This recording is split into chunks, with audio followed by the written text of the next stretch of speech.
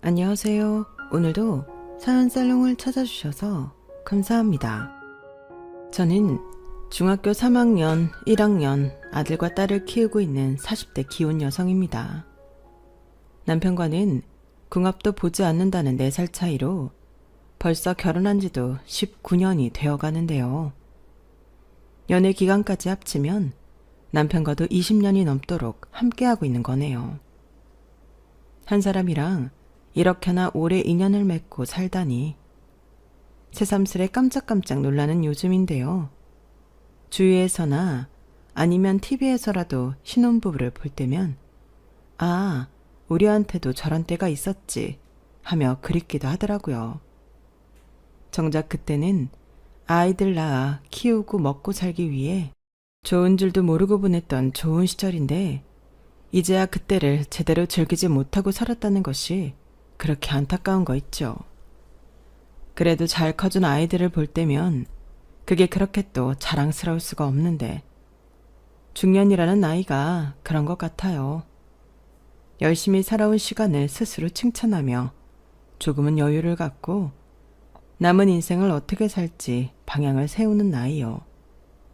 그리고 저도 남편과 지지고 볶고 싸우며 이혼 위기도 여러 번 겪었는데 4살 차이가 궁합도 안 보는 천생연분이라고 한 사람을 끝도 없이 미워했어요. 연애할 때는 세상에 이렇게나 나랑 잘 맞는 사람이 또 있을까 싶더니 결혼하고 나니까 세상에 이렇게 나랑 안 맞는 사람이 또 있을까 싶었거든요. 거기에 이상한 시어머니까지 있었으니 지금 생각해도 제가 성인군자가 아니었나 싶은데 지난 날을 돌이켜보면 저는 꽤 착한 며느리였어요. 그러다 도를 넘어선 시어머니와 제대로 붙게 된 사연이 있는데 오늘은 바로 그 얘기를 여러분들에게 들려드리고 싶어 평소 애청하던 사연살롱에 사연을 적어 보내봅니다. 다른 분들 사연을 듣다 보면 자꾸만 저희 시어머니가 떠올랐거든요. 사실 별로 떠올리고 싶지 않은 사람이거늘 떠오른 김에 제 이야기 좀 들어주세요. 그럼 바로 본론으로 들어가 보겠습니다. 저랑 남편은 소개로 만나 3년 반 정도 연애를 하고 결혼했어요. 양가 수준이라고 하면 좀 웃긴데 시댁은 시골에서 농사를 업으로 하고 계셨고요. 친정은 부모님 2분이 서울에서 식당을 하고 계셨어요. 그러니 어찌 보면 양가 부모님이 다들 자기 일을 하고 계신 거였는데요. 저희가 결혼한다고 했을 때 시부모님은 딱 5천만 원 해주셨어요. 그러면서 얘 누나는 시집 보낼 때 2천 해줬다. 그나마 아들이고 장남이라서 3천 더 해주는 거야. 불만 없지? 라고 하셨는데 저는 정말 불만이 없었어요. 다른 여자들은 어떨지 모르지만 저는 애당초 시댁에 무언가를 바라지 않았거든요. 그런데 기대도 하지 않은 5천이나 해주셨으니 저는 거꾸로 너무 감사했는데 그 때문에 저희 친정에서도 구색을 맞춰야 한다며 혼수에 신경을 더 써주셨어요. 사실 제가 믿는 구석은 친정이었거든요. 친정 부모님이 일찍이 식당만으로는 불안하셔서 부동산 관련 투자 같은 걸 꾸준히 하셨는데 제가 고등학교에 들어갈 즈음 임대 목적으로 구입한 아파트가 있었어요. 저희 아빠 말씀으로는 네 대학 등록금은 앞으로 이 아파트에서 나올 거다 라고 하셨는데 그렇듯 저희 부모님은 그 아파트를 든든한 보험이라 여기셨어요. 그리고 제가 결혼한다고 남편을 집에 데려갔을 때 저희 부모님이 그 집을 저희 신혼집으로 쓰라고 하셨는데 너무 감사했죠. 일단 집이 생기니 모든 것이 수월하게 느껴졌거든요. 물론 명의까지 주시는 건 아니라 거기서 돈 모아서 나가라는 거였는데 그래도 그게 아니냐고 남편이 저희 부모님께 감사하다고 넙죽 엎드려 절까지 했어요. 이렇듯 저도 남편도 서로의 집에서 기대도 하지 않은 지원을 받게 되었으니 참 감사한 마음뿐이었는데 시어머니는 내심 이왕 해주시는 거 시원하게 명의도 사위 앞으로 해주시면 얼마나 좋아? 라고 저한테 말씀하시기도 하셨는데 그 말에 제가 놀라 쳐다보니 농담이야. 얘는 설마 내가 정말로 그걸 바랄까봐? 라며 손사리를 치셨는데 농담은 무슨 진심이셨어요. 하지만 차마 대놓고 그 집을 탐내면 당신이 진짜 욕심 많은 사람으로 보일 테니 그냥 농담이라고 둘러댄 거였고 저보다도 저희 남편이 질색을 하며 엄마, 농담이라도 그런 말 하지 마 라고 했고 그 일은 그렇게 잠잠해졌어요. 그런데 이상하게도 시댁 행사가 있어서 시댁을 갈 때면 그때 농담이라고 했던 집 이야기나 얼토당토하는 합가 이야기를 하셨는데요. 나도 이제 며느리가 생겼는데 말이지. 거리가 너무 멀어서 그게 좀 아쉬워. 네 친정은 가깝잖아. 그러니 마음만 먹으면 사위를 볼 텐데 나는 아무리 마음을 먹어도 우리 며느리를 볼 수 없으니 같이 살았으면 원이 없겠다. 이런 말을 혼자 웃으시며 하시는데 제가 표정 관리가 안 될 정도였어요. 합가라니 생각도 하지 않은 일이었거든요. 일단 시부모님 두 분 다 젊으셨고 또 건강하신 데다 일도 있는데 합가 이야기를 꺼내시니 그땐 제가 너무 놀랐어요. 그러자 이번에도 농담이야. 우리 며느리 표정 좀 봐라. 그냥 그만큼 자주 보고 싶다고. 같이 사는 것만큼 자주 볼 수 있는 방법이 없잖아. 라며 농담이라고 하시는데 신혼집 이야기도 그렇고 더 이상 시어머니의 농담을 정말 농담처럼 받아들일 수는 없었어요. 그런데 다행히 이 사람이 지금 무슨 말을 하는 거야? 합가 같은 소리 하네. 나는 여길 떠날 생각도 없고 아무리 아들이고 며느리라고 해도 불편하게 같이 살 마음 없어. 당신은 여기서 반일해야지. 무슨 애들 부담스럽게 합가 타령을 해. 라고 아버님이 펄쩍 뛰셨는데 시어머니는 민망하다는 듯 머쓱하게 웃으며 이러셨어요. 아니 왜 당신이 난리예요. 내가 분명 농담이라고 했잖아요. 그리고 나는 뭐 평생 이 시골 바닥에서 밭일이나 하라고요? 나는 싫어요. 지금이야 어쩔 수 없지만 나이 더 먹고 늙어서는 이렇게 사는 거 싫다고요. 농담은 무슨 내가 자네 속을 모를까봐. 지난번에도 농담이라고 합가 얘기했지. 지지난번에도 애들 제사 왔을 때 당신 또 농담이라고 합가 얘기했잖아. 내가 그때도 조용히 하라고 했지. 사람이 왜 이래? 괜히 애들한테 부담이나 주고 한 번만 더 그놈의 합가 타령 또 하기만 해. 알겠어? 진짜 내 입 가지고 무슨 말을 못하겠네. 농담이라고요. 당신은 농담이 무슨 뜻인지 몰라요? 그냥 며느리 골려서 웃자고 한 얘긴데 왜 사람을 이상한 사람 만들어? 으흐, 내 팔자야. 이렇게 합가 이야기 한 번에 두 분이 부부싸움까지 하시니 제가 중간에서 어떻게 해야 할지 모르겠더라고요. 아무튼 시아버님이 저 대신 저렇게 화를 내주시니 농담이든 아니든 그래도 참을만 했어요. 그러다 첫 아이 임신을 했고 그 아이가 아들이라는 걸 알았을 때는 집안에 경사라도 난 듯 시부모님이 많이 좋아하셨는데 옛날 분이라 그런지 아들을 많이 기다리셨나 보더라고요. 실제로 남편한테 듣기로 당신 자식임에도 형님을 딸이라고 그렇게 차별해서 키웠다고 했는데 그 때문에 남편의 누나인 형님이 서러움이 많았다고 하더라고요. 솔직히 저랑 남편은 아들보다는 딸을 갖고 싶었거든요. 아무래도 딸이 아기자기한 맛이 있으니 내심 딸이길 바랬는데 태몽부터 확실한 아들이었어요. 시아버님이 마당으로 들어오는 소 꿈을 꾸셨다고 했는데 소는 확실한 아들 태몽이라고 하더라고요. 특히 아들 태몽은 조상님이 점지해주는 거라며 시아버님이 많이 좋아하셨는데 얼마나 좋으셨는지 제가 아이를 출산했을 때 금일봉이라고 무려 1,000만 원을 봉투에 넣어서 오셨죠. 그것도 시어머니랑 상의도 하지 않고 가져오신 모양이었는데 시어머니 역시 그 봉투를 보고 많이 놀란 모습이었어요. 하지만 저희 친정 부모님도 있으니 내색하지 않으려 애를 쓰셨는데 당신이랑 상의도 하지 않고 그런 큰 돈을 며느리한테 줬다는 게 썩 마음에 들지 않는 듯 보였어요. 왜 표정만 봐도 대충 그 사람 마음이 보이잖아요. 그래서인지 저희 엄마가 얼른 눈치를 채고 너무 감사하다며 식당에 오시면 극진하게 대접해드리겠다고 했는데 시아버님이 밭일이랑 논일 때문에 바로 내려가야 한다고 마음만 받겠다고 하셨어요.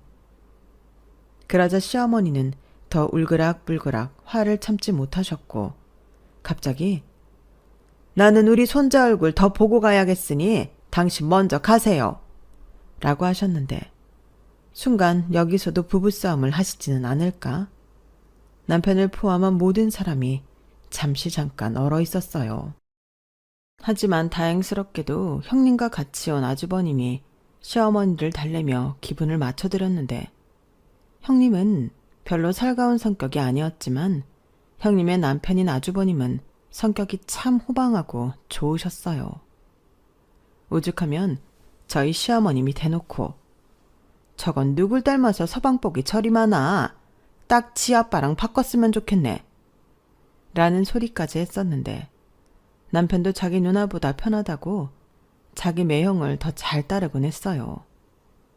그리고 남편은 평소에도 누나가 어릴 때 많이 힘들었는데 매형 같은 사람을 만나 다행이라고 했는데 제가 겪어본 아주버님도 너무 좋은 사람이더라고요. 그렇게 당신의 사위한테 두둑이 용돈까지 챙기신 시어머니는 시아버님을 따라 당신 집으로 그날 저녁 바로 내려가셨는데 형님이 제 손을 잡고 그러셨어요. 옳게 출산하느라 힘들었을 텐데 우리 엄마까지 저러니 내가 다 미안하다. 원래 저런 사람이라 딱히 해줄 말은 없는데 그래도 미안해. 이제 나랑 이희도 그만 가볼 테니까 푹 쉬어. 애보다 모르는 거 있거나 도움 필요하면 연락하고. 여보, 우리 가자. 그래야 올케랑 용준이도 쉬지. 서둔어른 저희는 이만 가보겠습니다. 라고 산부인과를 나가셨는데 저희 엄마가 저희 형님이 똑소리 나서 좋은 남자를 잘 고른 것 같다고 말씀하셨어요. 제가 느낄 때도 그랬거든요. 쓸데없이 얘기하는 법이 없고 할 말만 딱 부러지게 하는 형님을 보고 처음엔 왜 저렇게 사람이 차갑지? 라고 했지만 결혼하고 나니 이보다 더 좋을 수는 없는 성격이었어요. 그리고 형님은 저희가 결혼하기 전부터 아이를 낳아 저의 아들이 태어났을 때는 이미 조카가 6살이었는데 남편이 첫 조카라고 참 많이 예뻐했어요. 조카는 아주버님 성격을 많이 닮았는지 애교도 많고 사람을 잘 따라서 더 예뻤거든요. 뭔가 사랑을 많이 받아 남들에게도 사랑을 많이 줄 것 같은 그런 아이였는데 제 아이도 시조카처럼 키우고 싶을 정도였어요. 하지만 시어머님은 당신의 외손녀임에도 시조카를 보면 쟤는 기집애가 너무 산만하고 말도 많아서 시끄러워. 시엄마는 안 그랬는데 애가 왜 저렇게 부산스러운지 몰라. 좌우간 친손녀가 아니라서 그런지 정이 안 간다니까. 라고 하셨는데 그때는 솔직히 충격을 받았죠. 아무리 그래도 당신 딸이 낳은 당신 핏줄인데 저렇게 함부로 말을 하다니 많이 놀랐어요. 그런데 제가 아이를 낳으니 그 온도차가 확연하게 났는데 그래서인지 자꾸만 형님 눈치가 보였어요. 제가 잘못한 것도 아닌데 괜히 미안해지더라고요. 물론 저희 형님은 자기 부모한테 딱히 정이 없어 그런 걸로 서운해하지도 않았는데 저는 입장이 있다 보니 모든 것이 다 조심스러웠어요. 그런데 제가 첫 손주로 아들을 낳고 시어머니는 당신은 멀리 떨어져 있어서 손자도 잘 보지 못한다며 저더러 걸핏하면 시댁에 내려오라고 하셨는데요. 그럴 때면 너무 곤란했어요. 제가 산후조리원을 나와 친정으로 가서 2주 정도 몸조리를 더 했는데 시어머니는 그것도 서운하다고 하시더라고요. 너도 참 사람 서운하게 한다. 네 엄마는 장사하느라 바쁜데 뭔 조리를 받겠다고 친정을 가니? 차라리 내 집에 왔으면 내가 너 몸조리도 시켜주고 우리 손자도 봐줬을 텐데. 아, 많이 서운하셨어요? 죄송해요. 저는 거리도 있고 아무래도 친정 엄마가 더 편하니까. 엄마가 마침 저 조리해주는 동안에는 식당에 나가지 않아도 된다고 하셔서. 뭐? 아니 장사하는 양반이 그렇게 일을 안 해도 되는 거야? 아빠도 계시고 다른 이모님들도 계시니까요. 무엇보다 신생아 있는데 왔다 갔다 하면 안 될 것 같다고 아예 안 나가셨어요. 그리고 그이도 저 없으면 밥도 혼자 먹어야 하고 힘든데 친정은 가까워서 같이 있을 수 있어서 제가 거기까지는 생각을 못했어요.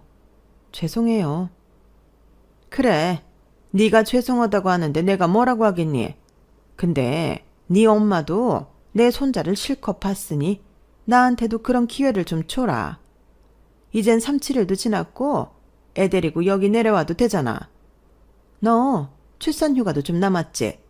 이참에 내려와서 며칠 쉬다가. 네? 그래도 신생아를 데리고 거기까진. 이렇듯 시어머니는 저더러 남편도 두고 아이만 데리고 시댁에 내려오라고 하셨는데 그 말을 듣고 식겁했어요. 솔직히 남편도 없이 시댁에 가고 싶은 여자는 많이 없잖아요. 그래서 제가 바로 싫다는 말은 못하고 생각해 보겠다고 했는데 시어머니는 생각하고 자시고 할 것도 없다면서 자기는 제가 오는 줄 알고 있겠다고 하는 거 있죠. 그땐 정말 당황해서 남편한테 바로 SOS를 쳤어요. 그러자 남편 역시 무슨 말도 안 되는 소리를 하냐며 바로 자기 엄마한테 전화해 상황을 정리했는데 그 일로 시어머니가 더 서운해 하셨죠. 당신은 저랑 잘 지내려고 노력하는데 제가 당신 마음을 몰라준다고 삐치셨어요. 그리고 그 후로 명절에는 시댁에 내려와 연휴를 다 보내고 가라고 하는 등 자기가 몸이 아파서 저희 집에서 며칠 동안 요양을 해야겠다는 등 제가 싫어할 말만 골라서 하셨는데 더 대박은 자기는 무조건 나중에 꼭 아들 며느리랑 살 거라는 불길한 말이었어요. 예전에는 농담이라고 하더니 어느 순간부터는 그 말도 하지 않더라고요. 그렇다고 제가 기겁을 하며 싫다고 할 수도 없으니 그 말을 들을 때면 꼭 급체라도 한 듯이 속이 불편했는데 남편이 그러더라고요. 뭘 그렇게 예민하게 생각해? 설마 우리 엄마가 진짜로 그럴 거라고 생각하는 거야? 절대 아니야. 일단 나부터도 불편해서 싫고 아버지도 우리랑 사는 거 싫을걸? 예전에 우리 엄마가 명절이라고 3일 자고 가라는 거 우리 아버지가 자기 불편하다고 다음날 바로 올라가라고 하셨잖아. 그러니까 괜히 우리 엄마가 하는 말 진지하게 받아들이지 마. 그래도 어떻게 그래? 난 어쩐지 그냥 하는 말씀이 아닌 것 같아서 불안하단 말이야. 아이고, 별걸 다 불안해한다. 그럼 나를 믿어. 내가 무슨 일이 있어도 그런 일은 없게 할 테니까. 자, 약속. 저는 심각한데 남편은 태연하게 저한테 새끼손가락을 내밀며 저렇게 말했어요. 물론 자기 딴에는 저를 안심시켜주려고 한 행동일 테지만 그 약속이라는 게 썩 믿음이 가지 않더라고요. 시아버님이 해주시는 약속이면 또 모르죠. 무튼 그런 불편한 가운데 첫 아이가 돌을 맞이했고 돌잔치에 오신 시어머니는 당신 손자 너무 보고 싶었다며 다른 사람들 보는 앞에서 펑펑 우셨는데 무슨 사연이 있는 집 같아 사람들 보기 창피했어요. 하지만 시어머니는 그러거나 말거나 당신 귀한 손자 한 번이라도 더 안아봐야 한다며 손에서 저희 아이를 놓지 않으셨는데 좋게 봐주는 것도 한두 번이지 저는 점점 시어머니를 받아들이기가 힘이 들었죠. 그리고 일부러 그러려고 한 게 아닌데 둘째를 갖게 되었고 저는 회사를 그만둘 수밖에 없었는데요. 고만고만한 아이 둘을 두고 도저히 회사를 다닐 수 없겠더라고요. 심지어 회사에서도 출산 휴가 쓴 지 얼마 되지도 않았는데 또 임신을 했다고 여간 눈치를 주는 게 아니라서 더는 버틸 수 없었는데 그렇게 전업주부가 되어 나중에 아이들을 혼자 케어하려니 정말 힘들었어요. 그때도 시어머니가 자주 전화하셨는데 당신 손자 손녀 보고 싶다고 하도 그러셔서 제가 농담으로 그럼 올라오셔서 같이 육아하자고 했죠. 사람이 너무 힘드니까 시어머니라도 옆에 있었으면 하는 그런 정신 나간 생각이 들었거든요. 그런데 평소 같으면 학가하고 싶다, 내려와서 며칠 있어라 하시던 시어머니가 자기가 애를 어떻게 보냐며 저더러 농담도 그런 농담은 하지 말라고 하셨는데 그 말 듣고 진짜 황당했어요. 그리고 시어머니는 나중에 너 애들 어느 정도 키우면 그때나 같이 살아. 지금은 나도 힘들어서 안 되지. 라고 하셨는데 제가 미쳤습니까? 애들 어느 정도 키웠으면 저도 제 살 궁리해야지 시어머니랑 같이 살게요. 그런데 시어머니는 그렇게 말씀하시고 내심 기분이 좋으셨던 것 같아요. 그 후 시어머니를 만날 때마다 시어머니가 제가 자기랑 같이 살자고 했다며 사람들한테 자랑을 하는데 이건 뭔가 싶더라고요. 저는 애들이 어리니 고양이 손이라도 빌리고 싶은 심정으로 시어머니한테 말을 한 건데 시어머니는 착각을 해도 아주 단단히 착각을 하셨어요. 그래서 어떤 사람을 만나든 저 얘기를 꼭 하셨는데 정말 난감했죠. 제가 대놓고 그게 아니었다고 해명하는 것도 너무 웃기잖아요. 그래서 그냥 어색하게 웃고 그 상황이 끝나길 기다렸는데 옆에서 이 상황을 보고 형님만 이해한 듯 고개를 절레절레 흔들었어요. 그때는 남편도 대수롭지 않게 넘겼었거든요. 오히려 자기 엄마가 기분이 좋아서 그러는 건데 그냥 좀 맞춰주면 어떠냐고 했는데 제가 좀 고지식해서 그런지 제가 하지 않은 걸 했다고 하기는 싫었어요. 그리고 끝끝내 우려했던 일이 벌어졌는데요. 그때는 저희 애들 둘이 전부 초등학교에 들어갔을 때였어요. 이제 손도 덜 가고 저도 아직은 젊으니 다시 일을 하고 싶었는데 시어머니는 시어머니대로 혼자 합가 계획을 구체적으로 세우셨더라고요. 예, 나다. 이제 소민이까지 초등학교에 들어갔으니 때가 된 것 같아서. 너는 언제쯤 우리가 합가를 하는 게 좋을 것 같니? 네? 합가요? 그래, 네가 그렇게 나한테 같이 살자고 했잖아. 아, 어머니, 그건요. 애들 어릴 때 힘드니까 올라오셔서 도와주셨으면 좋겠다고 한 거죠. 지금은 애들 다 커서 괜찮아요. 뭐? 그게 무슨 소리야? 그럼 나더러 올라가지 말라고? 네 시아버지한테 벌써 다 얘기했는데 그럼 어쩌라는 거니? 시아버님한테 얘기를 하다뇨. 그럼 어머니는 아버님이랑 떨어져 지낼 생각이셨어요? 그래, 올라가기 싫다는 양반 데려가서 뭐하니? 나도 이참에 부엌대기 그만하고 서울에서 살 거다. 그러니까 이건 물을 수 없어. 난 무조건 니네 집에서 살 거야. 어머니, 무슨 그런...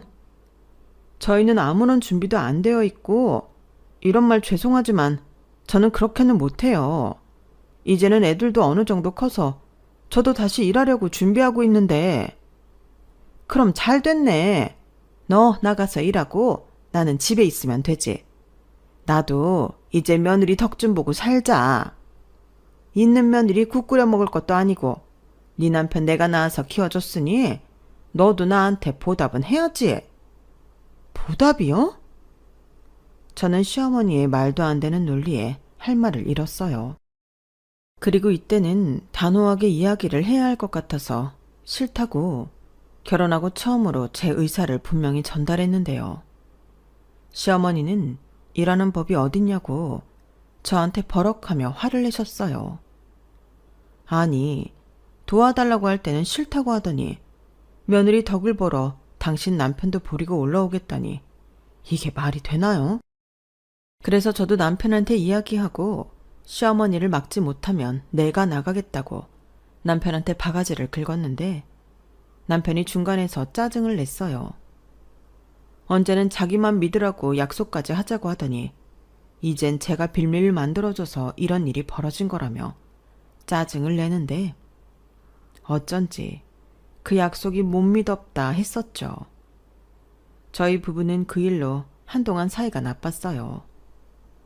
남자들이 원래 결혼하면 달라진다고 하지만 정말 내 남편도 그런다고 생각하니 화가 나더라고요. 그리고 그때부터 남편은 한결같이 무슨 이런 일로 화를 내? 나더러 어쩌라고? 라는 식으로 나오는데 애들만 아니었으면 그냥 확 이혼해버렸을 거예요. 내가 왜 저 인간이랑 저 인간 엄마 때문에 스트레스 받아야 하나. 결혼한 걸 후회하게 되더라고요. 그래서 처음으로 형님에게 울면서 전화해 상담하기도 했는데 사실 하소연할 곳이 없어서 형님에게 전화를 걸었거든요. 그런데 통화 내내 별 반응 없이 제 얘기만 듣던 형님이 저한테는 말도 하지 않고 남편이 퇴근한 저녁 집에 왔고 남편이 무슨 일로 왔냐며 문을 열어주는 순간 형님이 남편의 정강이를 빵 하고 쳐버렸어요. 야, 이 새끼야. 너는 너 하나 믿고 시집온 여자한테 그것밖에 못해? 엄마가 저렇게 무리수를 두고 올케를 괴롭히면 네가 나서서 정리를 해야지. 왜 올케 탓을 해? 간이 배 밖에 나왔냐? 너 이혼당해서 혼자 살고 싶어? 좋은 말로 할 때 남편 노릇 잘해라. 내가 자기 마누라 눈에 눈물 나게 하는 인간 중에 말년이 편한 놈을 못 봤어. 행동 똑바로 해. 형님은 정말 그렇게 제 남편만 쥐다뜻 잡고 무슨 영웅처럼 호롤이 저희 집을 나가셨는데 제가 곧장 형님을 쫓아가니 형님이 그러셨어요. 저 새끼가 또 정신 못 차리고 헛소리하면 그때도 나한테 전화해. 그때는 우리 남편 골프채라도 들고 올라니까. 옳게도 참지 마. 결국 남편도 어떻게 길들이냐 문제야. 올케가 너무 착하고 물러서 저놈이 저러는 거라고. 형님, 고마워요. 저는 그냥 너무 속상해서. 그래, 잘했어. 나도 뭐 그 집 딸이라 우리 엄마에 대해서 아주 나쁜 말은 못하겠지만 같은 며느리 입장에서 우리 엄만 좀 버겁지. 그냥 신경 쓰지 말고 올케도 할 말 다 하고 살아. 그게 올케 마음 건강에도 좋을 거고. 감사합니다. 형님 덕에 마음이 한결 가라앉았어요. 그래? 그럼 다행이다. 들어가. 내가 저놈 기 팍 죽여놨으니까 들어가서 하고 싶은 말 다 해. 형님은 그렇게 호련히 차를 끌고 형님 집으로 돌아가셨어요. 그리고 제가 집에 들어가니 아주버님이 그 사이 걱정이 되셨는지 남편한테 전화를 한 모양인데 남편이 네네 소리만 하고 있더라고요. 그날 저는 형님과 아주버님 덕에 저는 남편한테 사과를 받게 되었어요. 그냥 하는 소리가 아니라 진짜 잘못했다고 잘못을 뉘우치기까지 했는데 그날 이후 행동부터 달라졌죠. 주말이면 힘들다고 소파와 한몸이 되던 남편은 주말이면 아이들을 데리고 자발적으로 밖으로 나갔어요. 저더러 주말 하루 정도는 편하게 쉬던지 친구를 만나던지 하고 싶은 걸 하라고 일부러 시간을 만들어주는 건데 아무래도 그건 아주버님에게 팁을 얻은 것 같더라고요. 뭐 저로서는 사양할 이유가 전혀 없는 좋은 일이었는데 덕분에 저도 일주일에 하루 정도는 자유시간을 갖게 되어 좋았어요. 그날만큼은 아이들이 좋아하는 음식이 아닌 제가 좋아하는 걸 먹고 평소 하고 싶었던 문화생활이나 친구를 만나 오랜만에 수다도 떨었는데 친구들이 전부 저를 부러워하더라고요. 그런 남편이 어디냐고요. 그런데 하필이면 친구들과 즐겁게 만나 놀고 있는데 시어머님이 전화를 하셨고 처음엔 고민하다 안 받았는데 계속 전화를 하셔서 무슨 일이 있으신가 싶어 전화를 받았어요. 그리고 도둑이 재발 저린다고 죄 지은 것도 없는데 괜히 긴장을 했는데요. 시어머니 역시 무슨 촉이라도 온 듯 주말인데 뭐하니? 라고 물으시더군요. 그래서 저는 볼 일이 있어 잠깐 나왔다고 어쩔 수 없이 거짓말을 했어요. 친구들이랑 놀고 있다고 하면 어떤 소리를 들을지 너무나 잘 알았으니까요. 그리고 시어머니는 무슨 볼일인지 꼬치꼬치 물으셨는데 제가 취업 관련해서 사람을 만나고 있다고 하니 알겠다고 전화를 끊으셨어요. 순간 거짓말을 했다는 찝찝함은 있었지만 모처럼 즐거운 시간을 방해받지 않아 다행이라고 생각했는데 잠시 뒤 시어머니한테 전화가 또 걸려오더라고요. 그때는 왠지 모르게 불길한 예감이 들었는데 아니나 다를까 시어머니는 화가 잔뜩 나서 노발대발도 아니었어요. 알고 보니 저랑 전화를 끊고 곧장 남편한테 전화를 하셨더라고요. 남편 역시 오늘은 제가 친구들과 약속이 있다는 걸 알고 있었거든요. 너 내가 우리 아들한테 전화해서 물어보니 친구들이랑 만나서 논다고 했다며. 이게 감히 시어머니한테 거짓말을 해? 네가 제정신이야? 어머니 죄송한데요. 저도 지금 혼자 있는 게 아니라서요. 왜? 친구들 앞에서 혼나니 창피하냐? 그러게 왜 거짓말을 해? 너는 니네 집에서 그렇게 배웠니? 잔말 말고 당장 집에 들어가라. 어디 가정주부가 혼자 나와서 친구들이랑 노닥거려. 내 아들은 평일 내내 일하느라 힘들었는데 거기에 애들까지 보라고 했다고? 네가 미친 거지? 어머니, 저도 평일 내내 애들이랑 지지고 볶고 힘들었어요. 그리고 뭐 애들은 엄마만 키우나요? 아빠도 애들이랑 보내는 시간이 있어야죠. 그리고 제가 거짓말한 건 잘못이 맞는데요. 친구들한테 이것저것 취업 정보도 얻고 있었던 건 사실이었어요. 저한테도 필요한 시간이라고요. 이게 끝까지 내가 이래서 니들 집에 들어가 살아야겠다는 거야. 그러면 네가 이렇게 네 멋대로 굴지 못할 테니까. 그리고 전부터 다시 일하겠다고 설치는 것 같은데 네가 왜 일을 하니? 내가 올라가면 이제 네가 내 봉양까지 해야 하는데. 내가 전에도 말했지? 나도 이제 며느리 덕 좀 보고 살겠다고. 잠만 말고 나 준비해서 일주일 내로 니네 집으로 갈란다. 일주일 시간 줄 테니까 내가 쓸 팡이랑 이것저것 준비해놔. 뭐라고요? 어머니, 세상에 이러시는 법이 어딨어요. 저는 싫어요.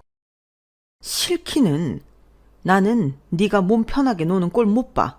준비해. 나는 죽어도 니네 집에서 죽어야겠다. 정말 저 소리까지 하시는데 너무 소름 끼치고 싫었어요. 제가 왜 시어머니를 봉양해야 하나요? 물론 어떤 일이 생기거나 그래야만 하는 상황이 된다면 그때는 얘기가 달라지겠지만 며느리 덕 보려고 합가를 하겠다는데 이건 그냥 너 좀 부려먹고 나 좀 편하게 살자는 그런 심보잖아요. 그래서 더 싫다고 얘기했어요.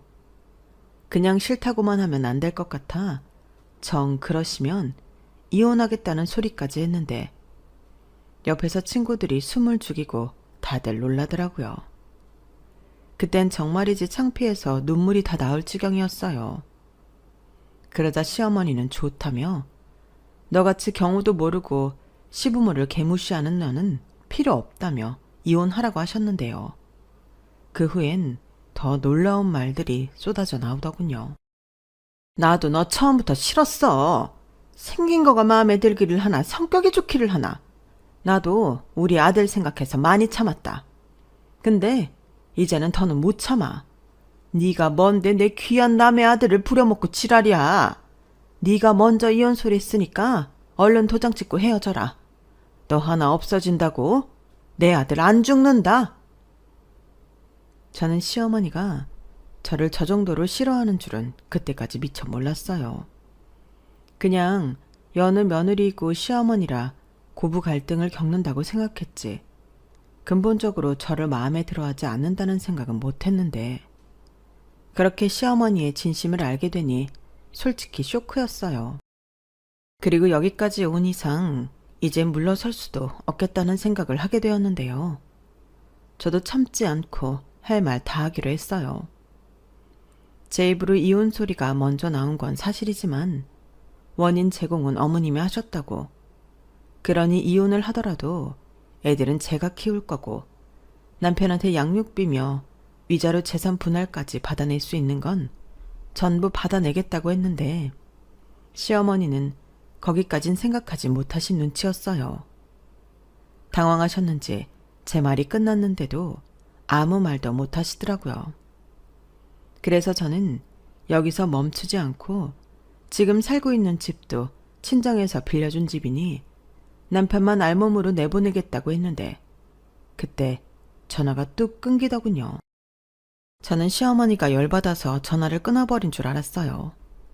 그래서 대수롭지 않게 생각했고 분위기도 이상해져서 저는 먼저 일어날 수밖에 없었는데요. 집에 가는 길에 열이 받은 전 바로 남편에게 전화를 걸었어요. 난데 당신 어머니한테 뭐라고 그랬어? 나 친구들 만나 논다고 곧이곧대로 말한 거야? 그게 왜? 나 또 뭐 잘못한 거야? 어머님이 나한테 얼마나 뭐라고 하신 줄 알아? 며느리 노는 꼴 못 보겠다고 일주일 내로 올라와 합가하시겠대. 그래서 내가 그렇게 못한다고, 그럴 거면 이혼하겠다고 했더니 나 같은 며느리 필요 없다고 이혼하라고 하시네. 자, 어떡할래? 아씨, 너 왜 일이 이렇게 커진 건데? 아니, 그냥 나는 최대한 좋게 얘기했는데 이젠 나도 진짜 너무 지친다. 당신 어머니 사람을 너무 힘들게 해. 이렇게 살다가는 내가 먼저 정신병이라도 걸릴 것 같아. 미안해. 내가 우리 엄마한테 잘 얘기할게. 아니, 어차피 당신이 얘기를 해도 달라질 건 하나도 없어. 우리 그만하자. 그만하긴 뭘 그만해. 설마 지금 진짜로 이혼을 하자는 소리야? 나도 죽을 것 같아서 그래. 입장을 바꿔놓고 생각해봐. 우리 아빠가 사위 덕 좀 보자고 같이 살자고 하면서 나는 처음부터 네가 싫었다는 등 니네 집에서 너를 그렇게 키웠냐는 등 그런 소리 들으면 나랑 같이 살고 싶겠어? 저는 그때 감정이 꽤 고조돼 있었어요. 아무래도 친구들 사이에서 시어머니 때문에 제대로 망신을 당했다고 생각하니 자존심이 상해 견딜 수가 없었거든요. 그리고 남편 역시 이 사실을 모두 알아야 한다고 생각했는데 남편은 제 말에 꽤 충격을 받은 듯 집에 와서 다시 이야기하자고 했어요. 그런데 막상 집에 가서 남편과 마주하니 저도 남편도 쉽게 입이 떨어지지 않았는데 그때였죠. 저녁 9시가 다 되어가는 시간이었는데 시어머님이 저희 집에 오신 거예요. 그리고는 다짜고짜 고함을 지르시며 저한테 삿대질까지 하시기 시작했는데요. 네가 뭔데 내 손자 손녀들을 뺏어가? 네가 그럴 자격이 있어? 이 애들은 엄연히 우리 핏줄이야. 엄마, 진정해. 지금 이게 무슨 짓이야? 아버지는 설마 혼자 오셨어? 그래. 내가 전현 전화 받고 너무 열받아서 네 아버지한테 말도 안 하고 고속버스 타고 올라왔다. 아니, 세상에 어떻게 저런 게 다 있을 수 있니? 저 물건이 뭐라고 했는 줄 알아? 지가 애들 데리고 이혼하고 너한테 양육비 위자료 다 받아내겠단다. 이 잘난 집도 지네 친정에서 해준 거라고 너 몸만 쫓아는데 진짜 무섭지 않냐? 진짜 좀 무서운 건 이 사람이 아니라 엄마야. 우리 부부끼리 알아서 잘 사는데 왜 자꾸 나서서 이 지경까지 만들어?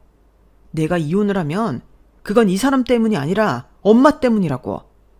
아들 이혼시키고 싶은 거야? 너는 이혼이 무섭니? 네가 뭐가 아쉬워서? 너 정도면 얼마든지 새장가 갈 수 있어. 애들은 내가 키워줄게. 너는 쟤보다 더 젊고 예쁜 여자랑 새 출발해. 새 출발 같은 소리 안 해. 그럼 뭐 해? 엄마가 또 같이 살자고 괴롭혀서 나 또 이혼남 만들겠지. 내가 정말 엄마 때문에 이혼하는 꼴을 봐야 정신 차릴 거야? 뭐야? 너는 지금 엄마를 뭘로 보고? 그리고 자식이 부모 모시는 건 지극히 당연한 거야. 엄마도 니네 할머니 병수발 다 들고 모셨잖아. 그야 엄마는 시집 왔을 때부터 할머니랑 같이 살았잖아. 엄연히 따지면 엄마가 할머니 집에 얹혀 살았고 할머니 돌아가시면서 그 집 받아 사는 건데 이게 같아? 너 이놈의 자식?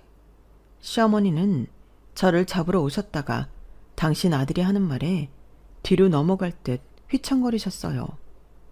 그리고 저랑 눈이 마주쳤는데 오라, 지금 보니 네가 내 아들한테 이렇게 하라고 뒤에서 조종했구나. 왜? 잘난 니네 친정 재산 가지고 내 아들 꼬드겼니? 라고 저한테 달려드셨고 저는 눈 하나 깜짝하지 않았는데요. 제가 왜요? 저는 아까 말한 것처럼 이 사람한테 이혼하자고 말했을 뿐이에요. 어머님이 이렇게 막무가내로 나오시는데 제가 어떻게 이 사람이랑 살아요? 저는 어머니 때문에 이혼하는 거예요. 그리고 이 사람도 그 부분에서는 납득하고 있고 최대한 신속하게 이혼해서 어머니 아들, 어머니한테 돌려드릴 테니 기다리세요. 시어머니는 당신 생각에 이게 아닌데 싶으셨는지 잠시 멈칫하셨어요. 그리고 남편 눈치를 살짝 보시는 듯 하더니 그래도 당신 자존심에 올라온 김에 저희 부부 이혼하는 걸 직접 봐야겠다며 저희 안방으로 들어가셨어요. 그리고는 문을 잠그고 니들 완전히 서류 정리될 때까지 내가 이 방 쓰마 라고 하셨는데 진짜 어이가 없었죠. 그래서 기다리시라고 말하고 다음날 눈 뜨자마자 이혼 서류 만들어 왔는데요. 야무지게 도장도 찍고 시어머니한테 나와서 보라고 했어요. 자, 보세요.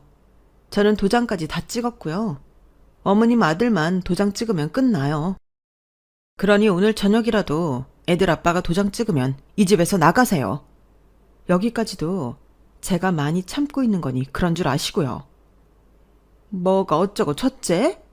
넌 뭘 믿고 그렇게 당당하냐? 끝까지 네가 잘했다 이거지?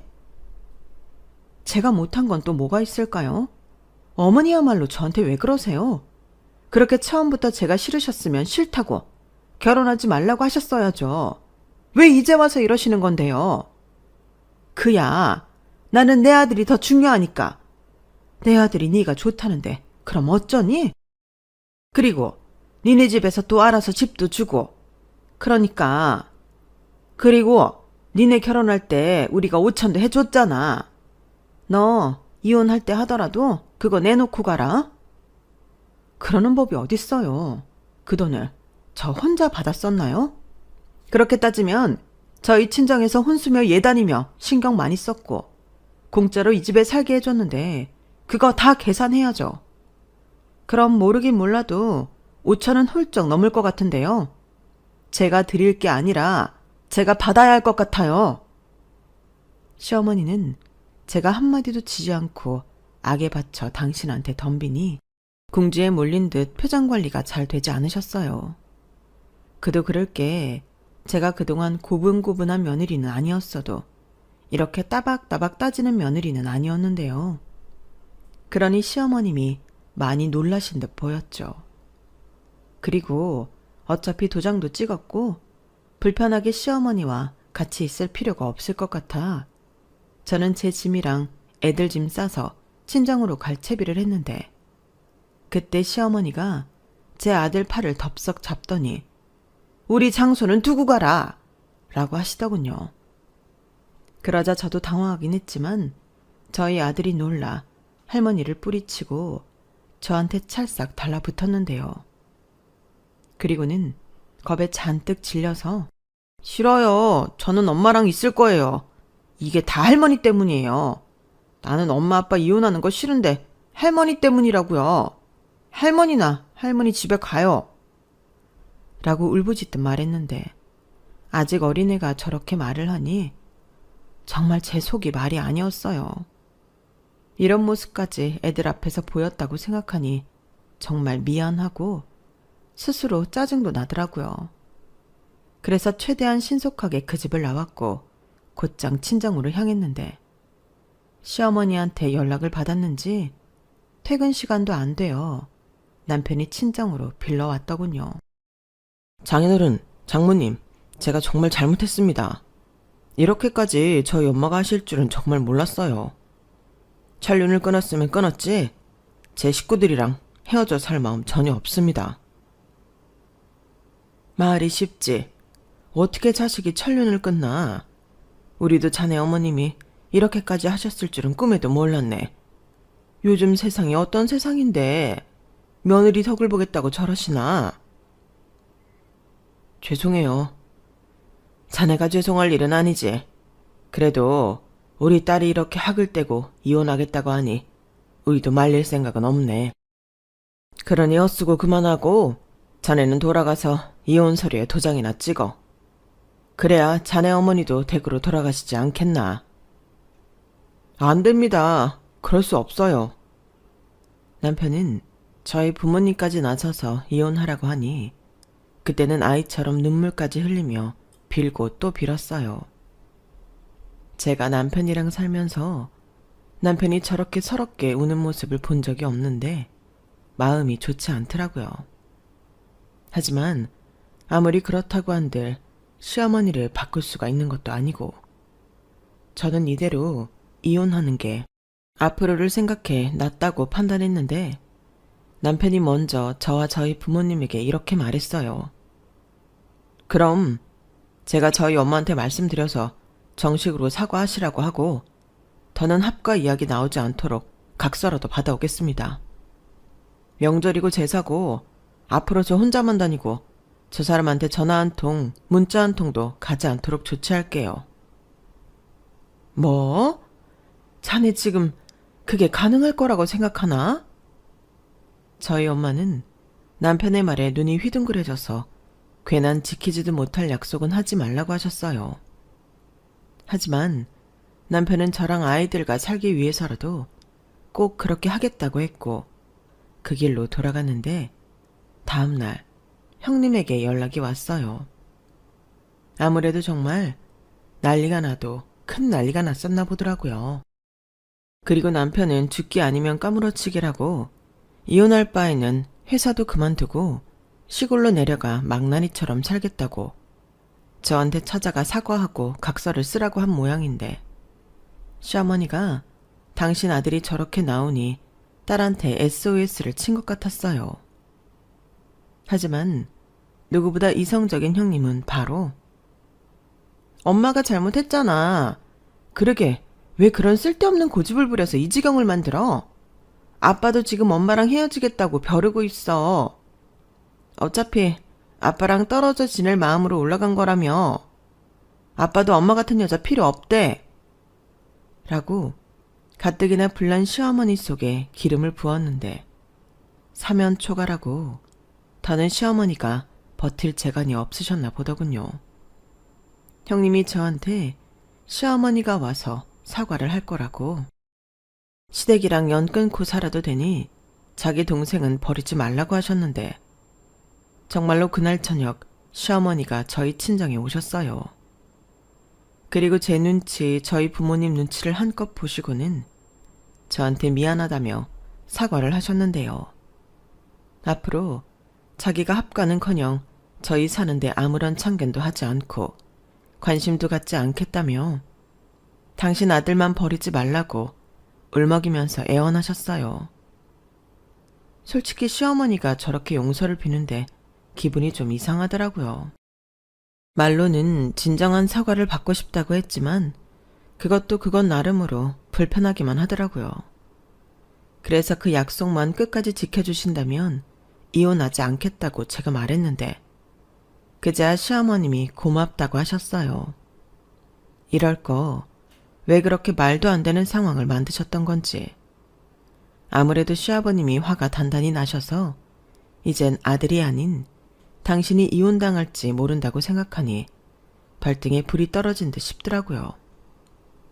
그리고 시어머니는 그 다음 날 첫 차로 당신 집에 내려가셨어요.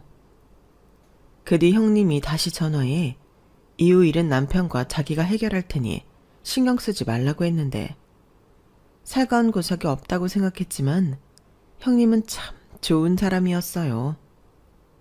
표현은 잘하지 않지만 자기 동생을 많이 생각하는 누나라는 걸 그때 알았거든요. 그리고 저에게는 결혼하고 처음으로 진짜 평화라는 것이 찾아왔는데 그날 이후 현재까지 시어머니는 저한테 하신 약속을 잘 지켜주고 계십니다. 전화도 하지 않고 명절이나 제사에도 저를 부르지 않으시는데요. 남편이 한두 번 혼자 갔는데 시아버님이 오지 말라고 했대요. 며느리도 없는데 아들만 집에 왔다 갔다 하면 동네에 이상한 소문만 퍼진다고 나름대로 며느리 안 온다고 서운한 내색을 비친 모양인데 남편이 학을 떼고 며느리 부를 생각은 하지도 말라고 했답니다. 그 결과 남편은 거의 호적에서 파이다시피 됐는데 뭐 저한테는 여파가 없으니 상관없어요. 남편도 다른 사람이 아닌 자기 부모님이니까 알아서 하겠죠. 대신 저희 부모님이 저희 남편한테 뭐라고 하면 그땐 저도 나서서 남편 편을 드는데 저는 이게 맞는 것 같아요. 아무리 내 부모라고 해도 내 배우자 가슴에 못을 박게 할 수는 없는 거잖아요.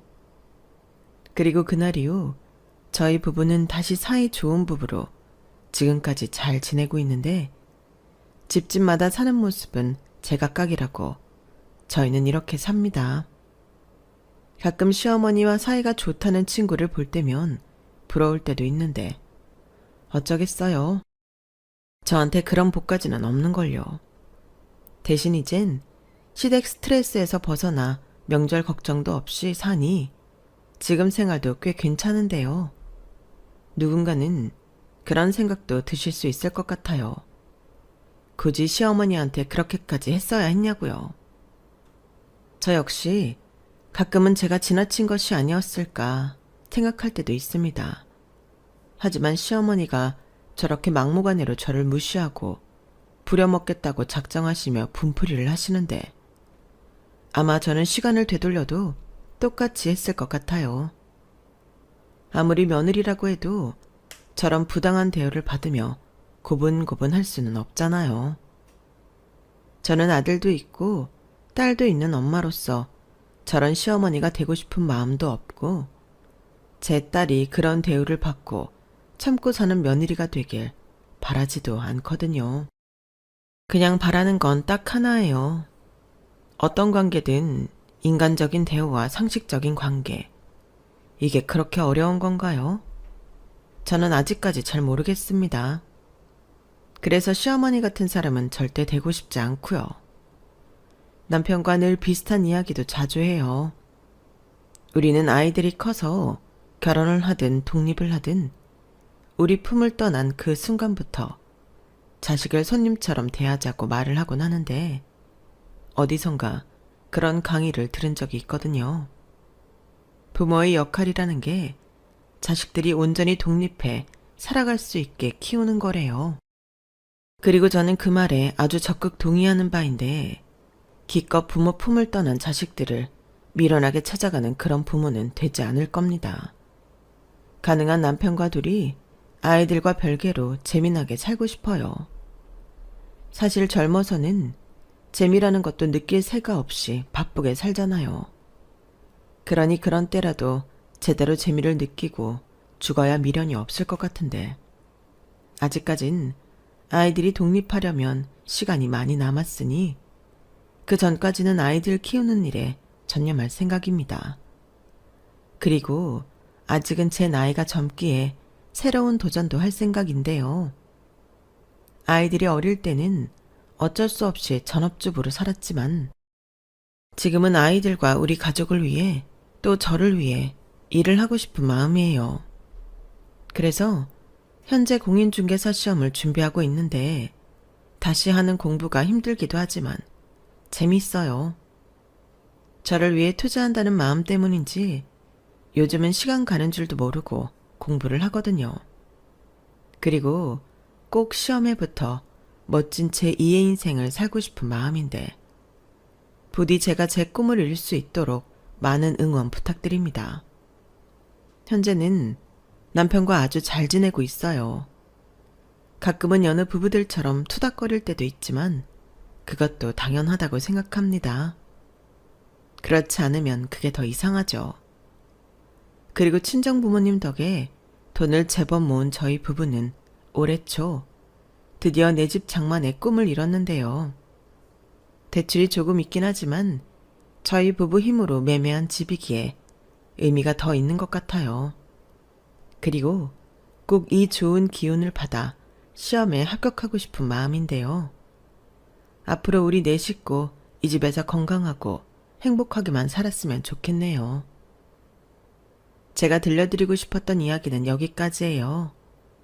여러분들은 꼭 다른 사람한테 상처받고 부담 주지 않는 건강한 대인관계 속에 늘 행복하시길 진심으로 바라며 지금까지 제 사연 들어주셔서 감사합니다. 항상 건강 잘 챙기시고요. 매일 좋은 일만 가득하셨으면 좋겠습니다. 안녕히 계세요. 여러분, 사연 댓글에 응원과 현명한 조언 부탁드려요. 좋아요와 구독은 저에게 큰 힘이 됩니다. 오늘도 좋은 일 가득하세요.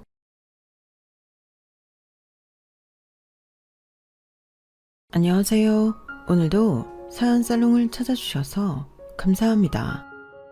저는 경기도 분당에 살고 있는 40대 초반의 여성이에요. 저는 1년 6개월 전쯤 인생에서 가장 큰 반전을 겪었어요. 저 자신에게 그런 일이 일어날 거라고는 꿈도 꿔보지 못했어서 정말 놀랍기만 했네요. 아니, 어쩌면 그런 생각을 하며 마음에 담아본 적은 있을 거예요. 제가 10억대 아파트를 갖게 되고 건물주가 되는 걸요. 누구나 상상은 해보잖아요. 단지 실현될 수 없을 거라고 생각할 뿐이죠. 그런데 저에게 그런 꿈 같은 일이 생겼어요. 어떻게 그랬냐 하면 복권 당첨도 아니고 사기를 친 건 더더욱 아니에요.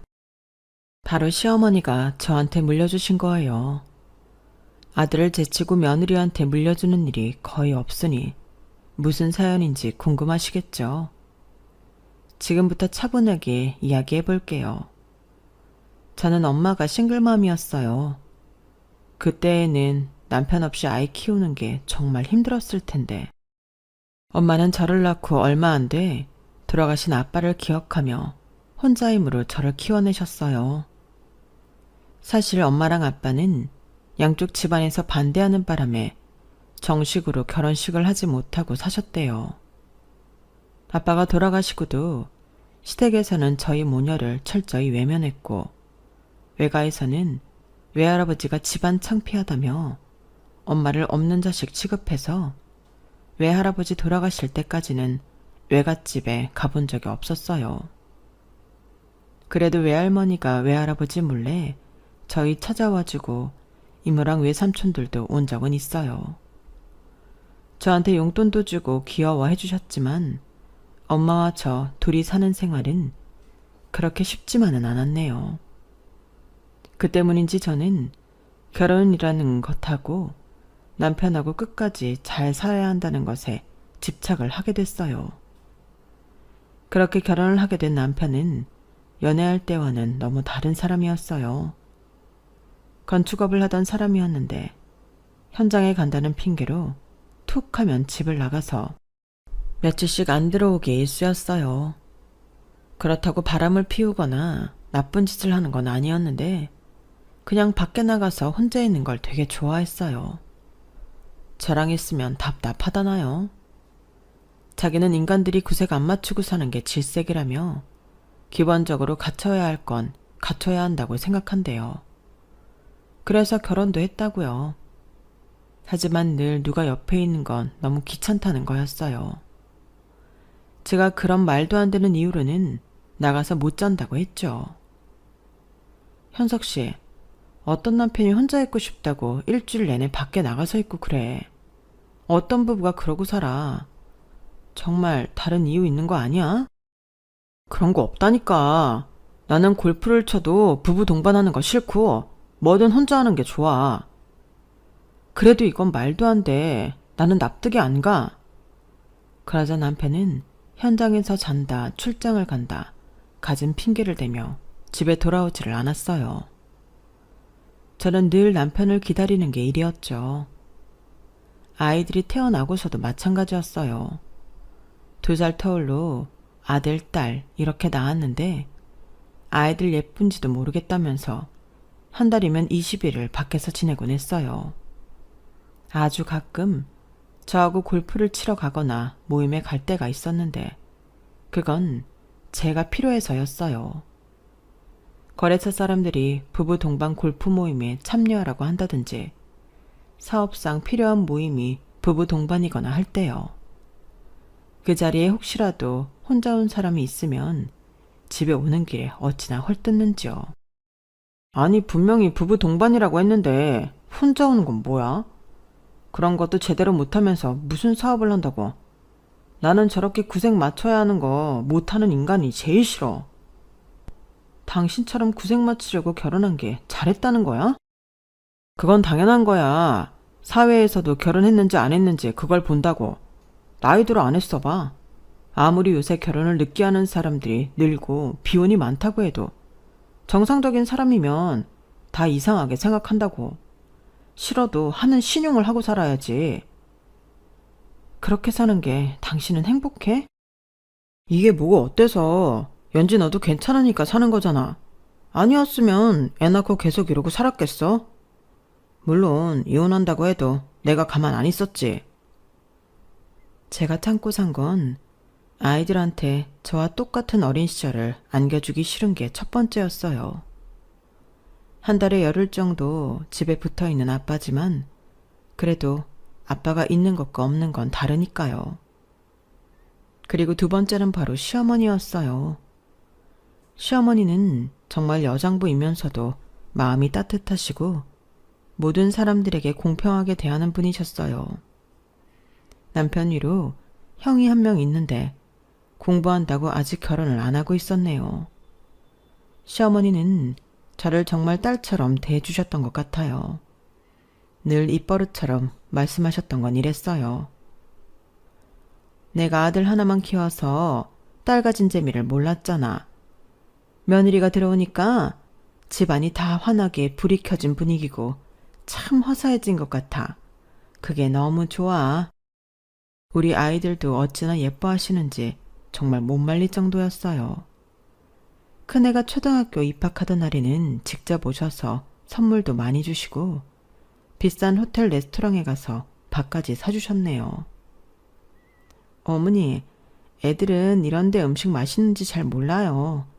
그리고 이런 비싼 데 자꾸 오면 버릇 나빠질까봐 걱정돼요. 어머니 마음은 너무 잘 알겠지만 다음부터는 좀 싼 데에서 해주세요. 네 말도 맞지만 할미 마음 전달할 거 애들도 알 거라고 생각한다. 그리고 어릴 때 이런 데 한 번쯤 와보는 것도 나쁘지 않아. 그래야 나중에 커서도 이런 자리가 자연스럽고 어디 가서 기죽지 않고 행동하지. 시어머니는 이렇게 좋은 분이었지만 시아버지는 좀 달랐어요.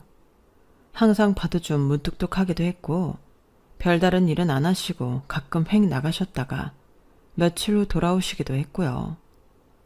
그래서 저는 남편이 시아버지를 닮아서 저러나 생각할 때도 많았네요.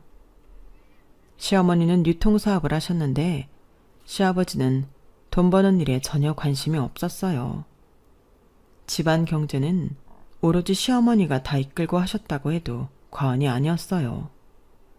시아버지가 젊을 때는 음대 성악과를 졸업하셨다는데 원래 돈 버는 일이나 집안 챙기는 거랑은 좀 거리가 머셨다네요. 시어머니가 워낙 음악을 좋아하셔서 시아버지를 쫓아다니다가 결혼했다는 말을 들었어요. 시아버지는 저한테 좀 무뚝뚝한 편이었어요.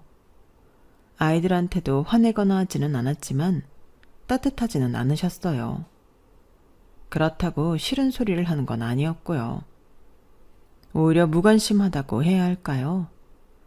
저희 가족보다는 남편 고종사촌 부부한테 더 살갑게 대하셨어요. 우리 미남 조카 왔냐며 아주 반갑게 웃으실 때는 꽤나 섭섭하기도 했죠. 어쩌다 딸아이가 사촌 동서가 마시던 음료수를 엎지른 적이 있는데 정말 민망할 정도로 딸한테 야단을 치는 거였어요. 사촌 부부가 아이한테 괜찮다고 달래고 저한테도 미안해할 정도로요. 저는 아이가 파랗게 질려서 떠는 게 너무 속상해서 그때까지 한 번도 안 해봤던 짓을 했어요. 시아버지한테 막 대들었죠. 아버님, 너무하시네요. 어린애가 실수할 수도 있지. 그걸 갖고 이렇게 호통까지 치세요. 도련님하고 동서는 괜찮다고 하는데 왜 아버님이 이러세요?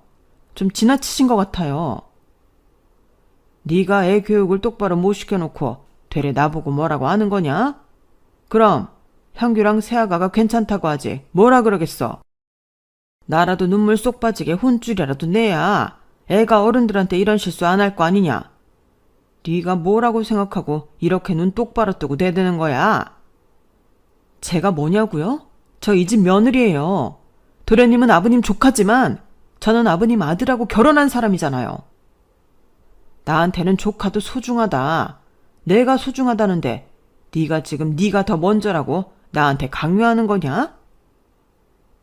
그동안 시아버지가 아무 말 안 해서 몰랐는데 저희한테 어떤 마음을 품고 있었는지는 그때 처음 알았어요. 아들보다 조카가 소중하다는 건지 제가 마음에 안 든다는 건지 모르겠더군요. 어쨌든 저는 제 아이가 자기 친할아버지한테 모진 취급을 받는 건 너무 싫었어요. 제가 싫으면 그냥 저한테 뭐라고 하세요. 애한테 이러지 마시고요. 애가 잘못했는데 애를 야단치지 누굴 야단치냐? 너 지금 나 가르치냐? 그때 외출하셨던 시어머니가 들어오셔서 시아버지한테 한마디 하셨어요.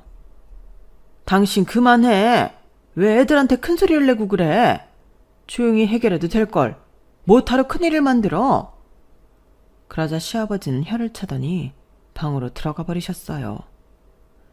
저는 그날 시아버지의 본심을 알게 된 것 같아 참 황망하고 속상하더라고요.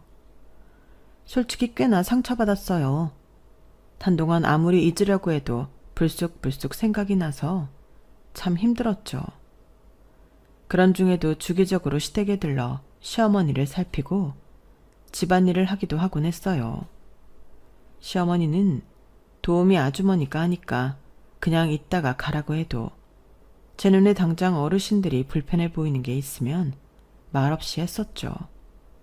한 번은 갑자기 시댁에 들리고 싶은 마음이 자꾸 들어서 회사에서 퇴근하자마자 시댁에 갔었어요. 그랬더니 시어머니가 혼자 방바닥에 쓰러져 계시는 거였어요. 어머니, 어머니, 정신 좀 차려보세요. 어머니! 시아버지도 도우미 아주머니도 집에 없더라고요. 저는 얼른 119를 부르고 시아버지한테 연락을 했어요. 전화를 안 받길래 어머니가 쓰러지셨다고 병원으로 와달라고 문자를 했죠. 병원에서는 시어머니가 급선 간부전이라고 했어요. 중환자실로 옮기기는 했지만 상태가 많이 심각한 상태입니다. 합병증인 내부종도 아주 안 좋아요. 마음의 준비를 해두시는 게 좋겠습니다. 의사의 말에 처음에는 도무지 현실 같지가 않아서 그저 멍했어요. 이게 무슨 꿈인가 싶고 주변이 다 이상하게 보이더군요. 하지만 하루 이틀 시간이 지나면서 저는 정신을 차렸고 갑자기 이렇게 되신 시어머니가 안 돼서 눈물만 났어요. 시어머니가 쓰러지시고 5일이 돼서야 남편은 어슬렁어슬렁 병원에 나타났어요. 골프 친구가 자기랑 골프 내기 치러 해외로 가자고 하며 돈을 다 대줘서 거기 갔다 왔다는 거였어요. 내 남편이지만 정말 답이 없고 어찌 보면 참 남편다워서 화낼 마음도 들지 않더군요. 한동안 남편이 말이 없길래 이 인간도 자기 엄마한테 미안하기는 한가 보다 싶었는데 한참 있다가 내뱉은 첫마디가 이거였어요. 엄마 혹시 보험 들어놓은 거 있나? 회사 문제는 어떻게 해놓으셨는지 알아? 나 회사 경영은 싫은데. 책임지는 거 딱 질색이란 말이야. 그냥 엄마 회사 지분만 먹고 땡쳤으면 좋겠는데 그런 거 처리는 어떻게 해놨지? 이런 일을 대비해서 미리미리 유언장 써놓지 않았을까? 당신 아는 거 있어? 그 말에 시아버지가 남편한테 퉁명스럽게 말했어요. 네가 그 회사에서 단 한 번도 일한 적 없는데 무슨 네 지분이 있냐? 내가 알기로는 그런 거 없다. 남편은 시아버지 말에 눈치를 보더니 어디론가 쓱 사라졌어요. 그리고 몇 시간 후 사촌 동서한테서 저한테 연락이 왔어요.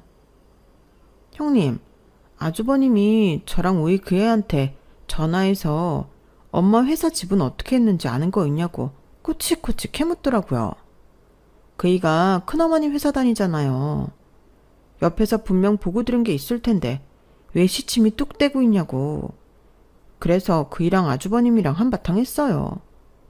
지금 어머님 한창 힘드실 텐데 이런 말씀이나 하시다니 정말 너무하세요. 형님 혼자 고생하는 건 보이지도 않나 봐요. 저는 전화를 끊고 병원 1층에 내려가서 남편을 찾았네요. 보니까 출입구를 지나서 있는 카페에 앉아 또 누구랑 통화를 하고 있더라고요. 저는 더는 못 참고 남편에게 가서 뭐라고 했어요. 또 누구한테 전화해? 어머니가 당신한테 지분 넘겨놨는지 아닌지 확인하는 거야? 아니, 어떻게 누워 계신 어머니 두고 이럴 수가 있어? 당신은 어머니가 돌아가시길 바라는 사람 같아. 당신 아들 맞아? 아이고, 효부 났다. 네가 내일에 웬 참견이야. 남이사 뭘 하든 말든 신경 쓰지 마. 언제는 우리가 서로 하는 일에 신경 썼어? 당신이 옆에 있어야 신경을 쓰지.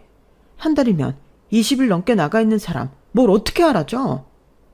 당신은 나한테 관심 없었어도 나는 당신 관심 두고 싶었어. 야, 됐어. 네가 그렇게 싫었으면 나랑 이혼하고 갈라섰으면 되는데 이러고 사는 거 다 이유가 있을 거 아니야. 너야말로 내가 재산 물려받으면 콩고물이라도 얻어먹으려고 이러고 있는 거잖아. 안 그래? 사람들이 다 당신 같은 줄 알아? 진짜 최소한의 인간적인 면도 없구나.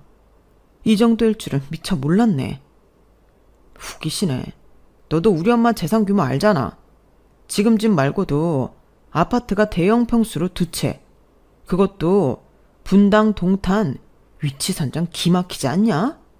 거기다 서울 안에 건물도 3채야. 그거 내가 받으면 나랑 이혼해서 위자료 받으려는 거잖아. 너 진짜 인간이기를 포기했구나. 집에서 키우던 개도 너 같지는 않겠다. 최악이다, 최악. 뭐라고? 너라고? 나한테 너라고 했어? 너 말 다 했어? 소리를 버럭 지르던 남편은 사람들이 쳐다보자 자리를 박차고 나가버렸어요. 그러다 잠시 시어머니 내부종이 가라앉고 상태가 조금 나아졌어요. 여전히 말은 못하셨지만 사람은 알아보는지 저를 보고는 눈을 깜빡이시더군요. 어머니, 저예요. 어머니 며느리요. 알아보시겠어요? 어머니는 알겠다는 뜻으로 손가락으로 제 손바닥을 극적거리시고는 손을 힘없이 잡으셨어요. 저는 시어머니가 괜찮아질 수도 있을 것 같아 한가닥 희망을 갖게 됐죠. 그렇게 이틀쯤 지났을 때 남편이 저와 시아버지 그리고 사촌 부부를 불러 이러더라고요. 내가 혹시나 해서 집에 가서 엄마 서재를 뒤져봤더니 이런 게 나오더라. 라며 서류를 내놓더라고요. 시아버지가 꺼내서 보니까 어머니 회사 지분은 물론이고 지금 살고 있는 집을 시아버지한테 준다고 한 것 외에는 전부 남편한테 상속한다는 내용이었어요. 어머니 사업하실 때 쓰는 도장까지 찍혀 있었고 변호사 공증도 되어 있더라고요. 시아버지도 저도 그리고 사촌 동생 부부도 아무 말도 못했어요. 이윽고 시아버지가 한 말씀 하셨어요. 키울 때도 그렇게 정성을 들이더니 다 물려주고 갈 모양이네. 남편은 이거 보란 듯이 당당한 표정을 지으며 서류를 갖고 어디론가 갔어요. 시어머니는 눈도 깜빡거리시고 고개도 끄덕이셨어요. 저는 시어머니가 그렇게 예뻐했던 손주들을 보여드리고 싶다는 마음이 들었어요. 그래서 의료진의 허락을 받고 아이들을 데리고 중환자실에 들어갔어요. 민재랑 수아 할머니한테 가봐.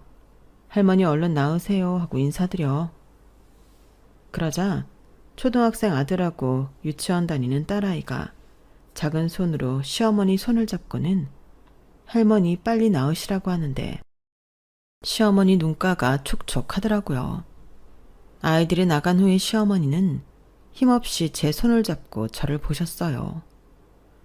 뭐라고 말을 하려고 하시는데 목소리가 나올 기운이 없으셨죠. 어머니 쉬세요. 지금은 말씀하시지 마시고 그저 푹 쉬세요. 그래야 나아요. 다 낫고 나면 그때 저한테 얘기 많이 해주세요. 저는 아이들과 함께 집에 왔어요. 애들은 친정 엄마가 봐주고 계셨어요. 아이들을 집에 데려다 놓고 저도 옷만 갈아입은 다음에 다시 병원에 갈 생각이었어요. 그때 남편한테 전화가 왔어요. 제가 집에 온 거 다 안다며 자기 먼저 만나자고 하더군요. 남편이 부른 곳은 개인실이 있는 일식 식당이었어요. 남편은 먼저 회를 잔뜩 시켜 먹고 있더라고요. 제가 자리에 앉자마자 남편은 저한테 이혼 서류를 내밀었어요. 우리 이제 그만 살고 각자 갈 길 가자. 내가 너한테 그동안 너 싫다는 사인을 줬으면 네가 알아서 떨어져 나갔어야 되는 거 아니야? 그럴 거면 나한테 청혼은 왜 하고 나 좋다는 말은 왜 했었어? 내가 누누이 말하잖아. 남들 하는 건 다 해야지. 뭐 이제 엄마 것도 다 물려받겠다. 내가 어디 나가서 사람들 비 맞출 필요도 없고 살랑거리며 골프 가방 들어주고 비굴하게 여행 비용 받아서 같이 다니고 할 필요도 없으니까. 이제 내 마음대로 하고 살 거야. 너는 어쩌냐? 너도 뭐 하나 받아 먹으려고 이날까지 고생했는데 아무것도 못 받았잖아. 그러게 이 인간이 마음볼을 곱게 먹어야 되는 거야. 너 진짜 말 다 했어? 그리고 어머니 아직 안 돌아가셨어. 오늘은 눈 뜨고 나랑 애들도 알아보셨어. 그랬거나 말았거나 내가 재산 받는다는 건 변함없어. 나 네가 질척거리면 가만 안 있는다. 병원도 못 오게 접근 금지시킬 거고 집에서도 강제 퇴거 명령 신청할 거야. 그냥 네가 순순히 나가라. 네 엄마랑도 좀 가. 니네 식구 때문에 내가 집에 들어가기가 싫어. 내가 쉴 데가 없다. 어? 니네 식구? 민재랑 수아가 너한테는 가족이 아니야? 애들은 애들 인생이고 내가 걔들한테 발목 잡힐 수는 없잖아. 남편은 아주 일방적으로 저를 몰아붙였어요. 저더러 이혼 소송하면 소송 비용은 감당되겠냐고 하고 엄마도 아픈데 진흙탕 싸움 할 거냐며 시어머니까지 끌어들이더라고요. 마음 같아서는 한바탕 붙고 싶었지만 때가 때이니만큼 참기로 했어요. 그리고 이제는 이혼 안 하는 거에 집착하지 말자. 좋은 가정 꾸리는 거 내 뜻대로 안 되는 거구나. 그냥 받아들이자. 이런 마음이 들었어요. 정말이지 해탈이라는 게 이런 건가 싶게 모든 게 다 손에서 놓아지더라고요. 집에 갔더니 제 표정이 안 좋았는지 엄마가 자꾸 무슨 일이 있었냐고 꼬치꼬치 물었어요. 김서방이 뭐라고 했길래 이래? 어? 엄마한테 말해봐. 저는 어쩔 수 없이 지금껏 있었던 일을 다 털어놓고 시어머니 유산이 지금 시어머니 집 하나를 빼고는 전부 남편한테 가게 됐고 남편은 저한테 그만 살자고 했다는 얘기까지 했어요. 엄마는 기가 막혀서 어쩔 줄 몰라 하셨어요. 그런데 부엌 식탁에 앉아 그림을 그리고 있던 아들하고 딸이 이러는 거였어요. 엄마, 우리 아빠 없어도 돼. 어차피 아빠 집에도 잘 안 오잖아. 나도 아빠 무서워. 딸이 이렇게 말하자 아들도 고개를 끄덕였어요. 엄마, 나는 엄마랑 할머니만 있으면 돼. 아빠 싫어. 아빠는 나 싫어해. 어린 아이들이 지 아빠의 무관심과 냉대에 얼마나 상처를 받았으면 저럴까 싶어 저도 모르게 눈물이 나더라고요. 엄마도 마음고생 그만하고 편하게 살라고 하셨어요. 엄마가 미안하다. 내 결혼 생활이 평탄하고 우리가 보통 가정 같았으면 네가 이렇게 완전한 가정에 집착하지도 않았을 텐데 엄마 죄가 크다. 그런 말 하지 마. 다 각자 당시에 최선의 일을 한 것뿐이잖아. 저는 남편에게 뜻대로 해주겠다고 문자를 보냈어요. 마음 한 번을 정하고 나니 얼굴 보기도 싫고 최대한 마주치고 싶지 않다는 생각만 들더라고요. 며칠 후 저희는 짐을 다 챙겨서 엄마 집으로 옮겼어요. 남편은 우편으로 이혼 서류를 보냈고 저는 거기에 도장을 찍었네요. 그리고 일주일도 안 됐는데 사촌 동서한테서 연락이 왔어요. 형님, 어머님 돌아가셨어요. 빈소에 오셔요. 아니 꼭 오셔야 돼요. 그래야만 하는 이유가 있거든요. 어머님 돌아가신 거야? 이를 어째? 괜찮아지실 줄 알았는데. 근데 내가 왜 꼭 가야 되는데? 전화로 말하면 길어지니까 일단 오세요. 그러면 저랑 남편이랑 다 얘기해 드릴게요. 저는 아이들하고 친정 엄마까지 전부 데리고 시어머니 빈소에 갔어요. 남편은 어디에 갔는지 보이지를 않고 사촌 동생 부부가 빈소를 지키고 있더라고요. 어머니 영정사진 앞에 서니 눈물이 왈칵 쏟아졌어요. 어머니, 임종 못 지켜서 죄송해요. 저 결국 이혼했어요. 근데 생각해보면 어머니 안 계셨으면 저 벌써 이혼했을 거예요. 저는 이 결혼을 어머니 만나려고 했나 봐요. 어머니를 알게 돼서 너무 기쁘고 좋았어요. 거기서는 이제 아프지 마시고 늘 행복하세요. 속으로 저는 이렇게 시어머니에게 마지막 인사를 드리고 나자 사촌 동생 부부는 제 손목을 잡고 어디로 끌고 가더라고요. 그 자리에는 깔끔한 중년의 신사분이 나이 지긋한 신사분과 밥을 드시고 계셨어요. 사촌 동서가 그분들께 저를 인사시켰어요. 여기 저희 형님 왔어요. 아, 네. 이런 거 장례 절차 다 끝내고 말해야 한다는 거 아는데 오늘 조문을 왔더니 저희도 생각지 못한 일이 생겨서 말이죠. 그게 뭔데요? 사촌 서방님이 설명을 했어요. 형수님, 여기 나이 지긋하신 분이 큰어머니 회사 이사님이에요. 그리고 이쪽 분은 변호사님이고요. 이사님 입회하에 변호사님 앞에서 유언장을 작성하셨대요. 변호사라고 소개받은 분이 저한테 설명을 했어요. 남편이 자기가 재산을 90%는 받았다며 빈소에 어깨 힘주고 서서 자기 친구들한테 설명하는 걸 보고 바로 어머니 육성이 담겨있는 녹음을 재생했다고 하네요. 거기에는 분당의 10억대 아파트하고 송파구에 있는 제일 큰 건물을 저한테 주신다는 내용과 동탄의 아파트와 성북구 건물은 사촌 동생한테 그리고 어머니 사시던 집하고 그 근처에 있는 건물을 시아버지를 준다는 내용이었어요. 그게 밝혀지자 남편은 창피한 줄도 모르고 사람들 앞에서 자리에 누워 말도 안 된다며 발버둥을 쳤다네요. 급기야는 조문 오신 분들 식사하는 자리에서 의자를 집어 던지고 깽판을 치려고 해서 장례식장 경비원들한테 잡혀서 끌려 나갔다는 거였어요.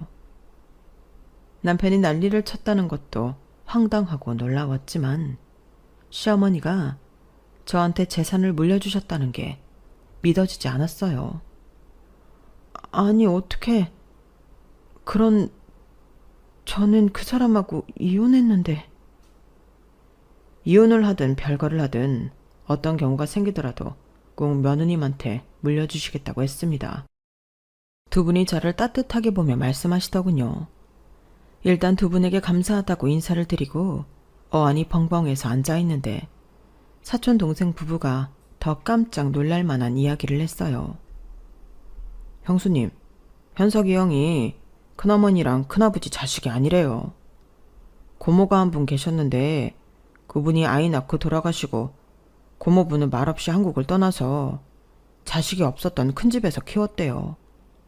저도 아까 엄마한테 듣고 깜짝 놀랐어요. 저희 부모님도 그렇고 큰아버지 큰어머니도 그렇게 참 어지간들 하세요. 그런 얘기를 지금까지 꽁꽁 숨기고 한마디도 안 하셨잖아요. 큰어머니가 워낙 형을 예뻐해서 다 갖춰서 키웠는데 고등학교 때 질 안 좋은 친구들 사귀더니 결국 저렇게 됐다네요. 놀라운 소식이 이어지는 가운데 장례식을 마친 저희 가족은 시어머니 유언대로 재산을 정리했어요.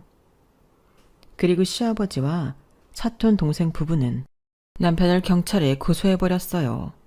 따끔하게 혼 좀 놔봐야 한다고요. 사문서 위조죄가 꽤 심각해서 형을 살게 될지도 모른다고 했어요. 그리고 저는 시아버지와도 마음을 터놓게 됐어요. 나 때문에 상처 많이 받았지? 현석이를 보면 나도 모르게 화가 치밀어서 말이야.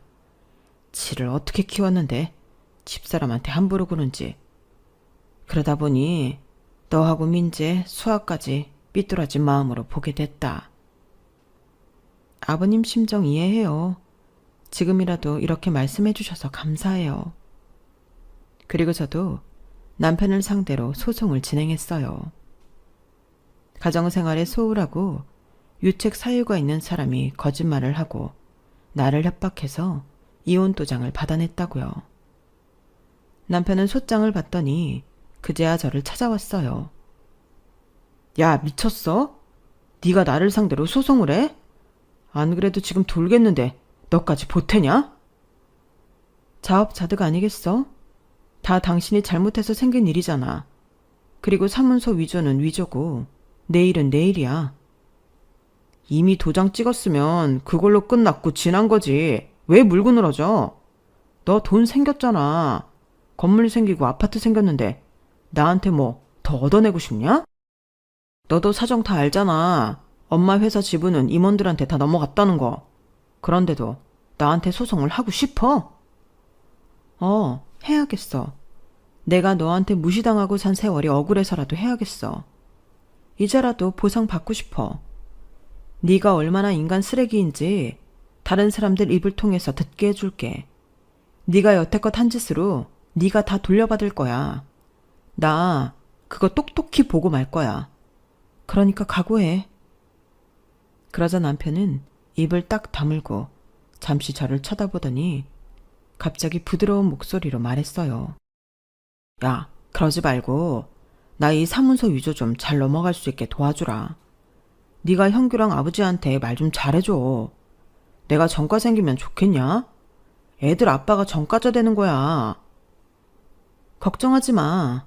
애들도 너 차라리 유치장 갔으면 좋겠다고 하더라. 네가 애들을 한번 안아주길 해봤니? 웃으며 인사를 해줘봤니? 애들도 알 건 다 알아.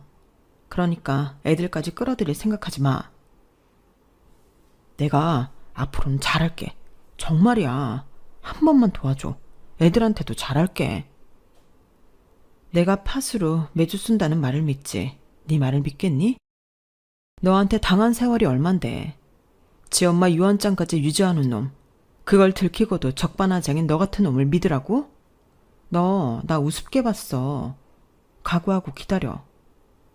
그러자 남편은 툭하면 전화로 저한테 잘 생각하라며 협박하고 전화를 받지 않으면 문자 폭탄을 보내고 친정집 앞에 숨어있다가 저를 잡아서 자기 재산 내놓으라고 난리를 쳤어요. 그런 모습을 친정 엄마가 보고 놀라서 경찰에 신고한 적도 있었죠. 아이들 학교랑 유치원까지 찾아가서 자기랑 같이 가자고 하는 걸 애들이 발버둥 치고 안 간다고 울고 난리쳐서 선생님들한테 연락이 오기도 했어요. 야, 네가 진짜 미쳤지? 지 새끼들을 미끼로 이용하려고 해? 네가 인간 말종인지 알고는 있었지만 이 정도라고는 생각도 못했다. 너 내가 가만 안 둬. 이 죗값 다 받게 만들고 말 거야. 그러니까 나 위조죄 취하하게 하라고. 그리고 우리 엄마 재산 왜 다 네가 갖냐? 그게 맞는 게 아니잖아. 원래 내 거라고 내 거. 그러니까 나한테 절반이라도 내놔. 안 그러면 너 평생 따라다니면서 괴롭힐 테니까 알아서 해. 한 번은 남편이 저 마트에 장 보는 데까지 따라와서 저를 끌고 가려고 소란을 피웠어요. 그걸 본 사촌 동서가 얼른 112에 신고를 해서 경찰도 오고 마트 경비가 오고 진짜 시끌벅적했었어요. 남편한테 분명 접근하지 말라고 했는데도 남편은 막무가내였어요. 그래서 유치장도 끌려갔죠. 저는 그 후 남편의 접근 금지 명령을 신청했고 소송은 소송대로 진행했어요. 남편은 사문서 위조도 실형을 받았고 저와의 소송에서도 져서 저한테 꽤 많은 위자료를 물어줘야 했어요. 결국은 시어머니가 대학 졸업했을 때 줬다는 적금들은 전부 깨서 벌금도 내고 저한테 돈도 줘야 했죠. 그리고 구치소도 가게 됐어요. 벌금뿐 아니라 8개월의 구치소 생활을 해야 했죠. 그 일들이 마무리된 게 얼마 전이에요. 남편이 구치소에 들어가는 날 시아버지는 저에게 말했어요. 네가 현석이하고 이혼을 했더라도 우리 집 유일한 며느리는 너뿐이다. 먼저 간 집사람이 인정한 건 너잖니. 내 마음이 옹졸했던 걸 용서해다오. 저번에도 저한테 사과하셨잖아요. 괜찮아요, 아버님. 나도 현석이가 늘 미웠던 건 아니야. 어릴 적 생각하면 흐뭇하고 좋을 때도 있었어. 내 재산은 전부 민재와 수아에게 줄 거다. 그렇게 알고 있어라. 저와 시아버지는 10여 년 만에 서로의 속마음을 터놓고 허심탄회하게 이야기를 나눴어요. 정말 좋은 시간을 가졌죠. 이렇게 나를 받아줘서 고맙구나. 민재 엄마야, 나랑 긴 시간 얘기해 줄 줄은 몰랐다. 아버님도 많이 힘드셨잖아요. 저 그 마음 알 것 같아요. 이렇게 다 말하고 서로의 속사정 알고 나니 후련하다. 마음도 가볍고 이제 네 시어머니 만나도 내가 혼은 안 나지 싶다. 저희 가족은 시어머니가 남겨주신 분당 아파트에 들어가서 살게 됐어요. 남편 없이 사는데 아이들은 전보다 더 좋아하더라고요. 애들이 막 길을 펴고 까르르 웃고 목청껏 떠드는데 그간 아이들이 지 아빠 눈치를 얼마나 봤던 건가 싶어 마음이 다 아프더군요. 남편하고 이혼도 했고 그 남편이 또 시부모님 친자식도 아니었지만 저는 시아버지한테 마지막까지 며느리로서 의리를 지키려고 해요. 싱글맘으로 살아가는 것도 생각보다는 괜찮더라고요. 저희 엄마 시대랑 지금은 또 다르니까요. 물론 힘든 일도 당연히 있지만 제가 각오했던 것보다는 괜찮은 것 같네요. 저는 앞으로 씩씩하게 살며 시아버지도 잘 돌봐드리고 아이들도 잘 키우려고 해요. 제 인생 파란만장했죠? 그런데 제가 교훈을 얻은 게 있는데요. 진심으로 사람을 대하고 진심으로 살면 어디선가 기적이 일어난다는 거예요. 정말 그렇더라고요. 제 이야기는 여기까지예요. 들어주셔서 감사드리고요. 다들 행복하세요. 여러분, 사연 댓글에 응원과 현명한 조언 부탁드려요. 좋아요와 구독은 저에게 큰 힘이 됩니다. 오늘도 좋은 일 가득하세요.